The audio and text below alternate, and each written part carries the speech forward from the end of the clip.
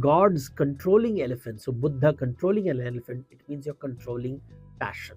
Shiva is killing an elephant, is destroying passion. Indra is riding an elephant, so it shows passion.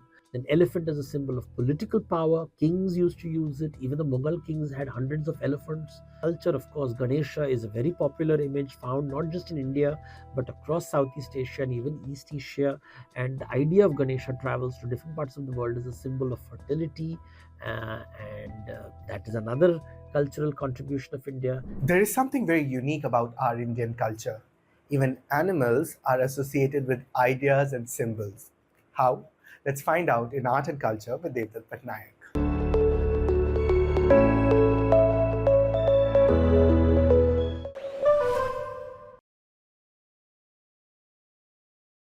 Hello everyone, I am Manas Srivastav and you're watching Art and Culture with Devdutt Patnaik. Now, in the previous episode, we tried to understand how animal like an elephant is an important animal from the perspective of our history and culture. So we definitely looked at the significance of elephants. Now, here in this episode, we'd like to know from Devdutt that how an elephant or animals like elephant become very relevant symbolically or from the perspective of ideas, which is again very important part to understand Indian culture. So Devdutt, if you can throw some light on this aspect.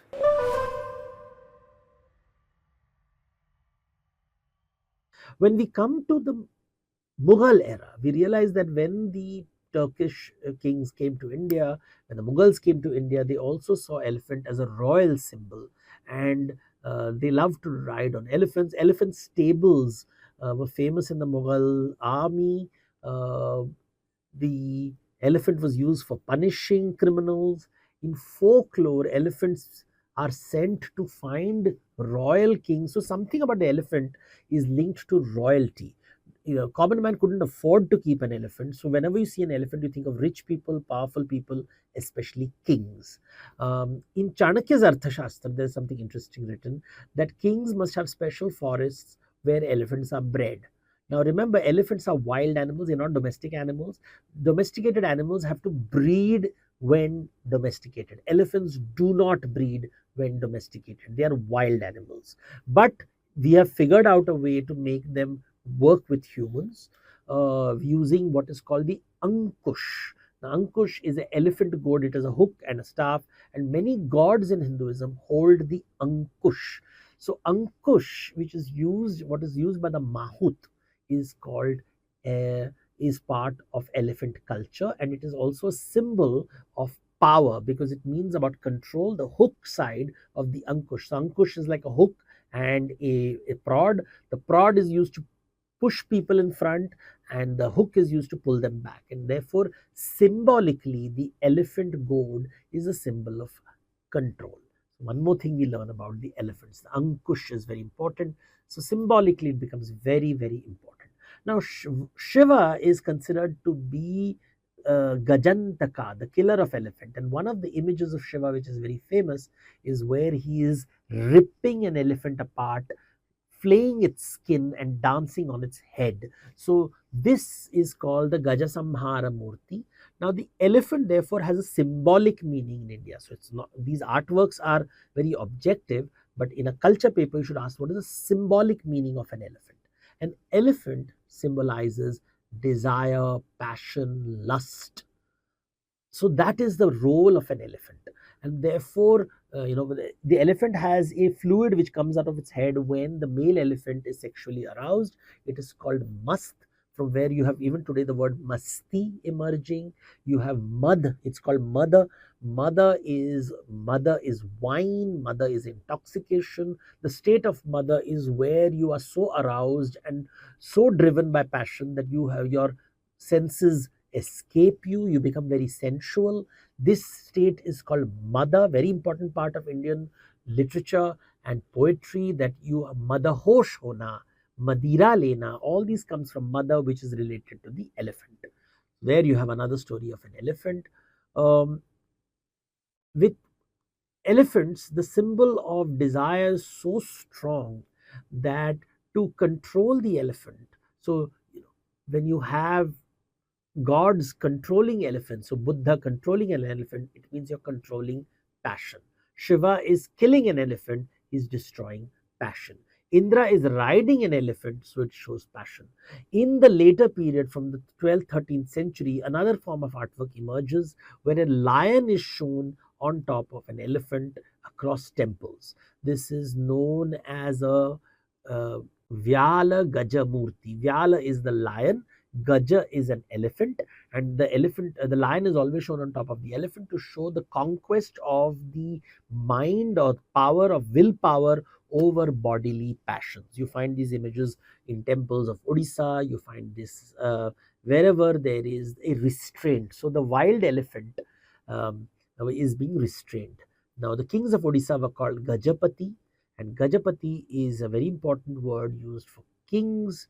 So you have another cultural references. Thank you, Devdutt. Now, please allow me to request you to kindly tell our students how to, think on certain questions like this one when it comes on a particular animal like elephant, which is not limited to a historical period. Okay, so if you can help our students to understand that what should come to their mind when such a question comes, when they're asked the relevance of, say, elephants or horses or animals like that in their examination.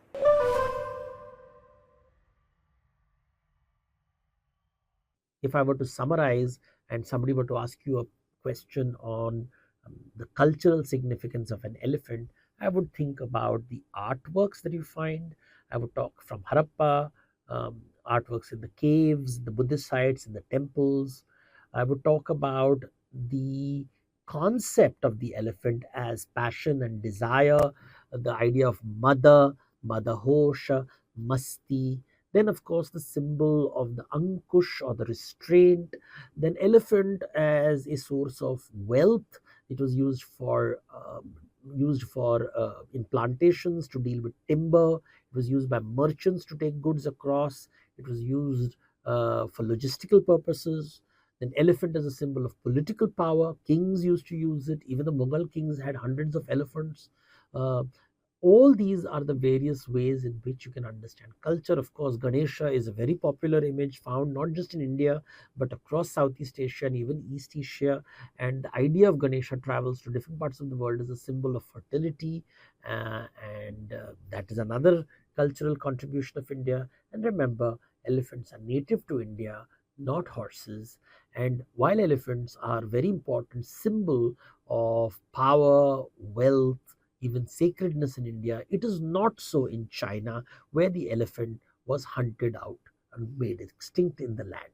Thank you, Devdutt. Thank you for summarizing it so well for our students. I'm sure students are going to be benefited with this kind of a framework so that whenever there is a question like this, say related to elephant or any other element, they can think from this perspective, especially when a question is not limited to one historical period. Also, we will have one more episode on understanding the relevance of animals in our Indian culture, and that will be on horses. But that will be our next episode. So stay tuned, keep watching Art and Culture with Devdutt Patnaik. Write to us, follow other initiatives of the UPSC Essentials of the Indian Express. Keep watching important, informative videos at the YouTube channel of the Indian Express. And as I always say, think smart, work hard, conquer your goal. Bye bye.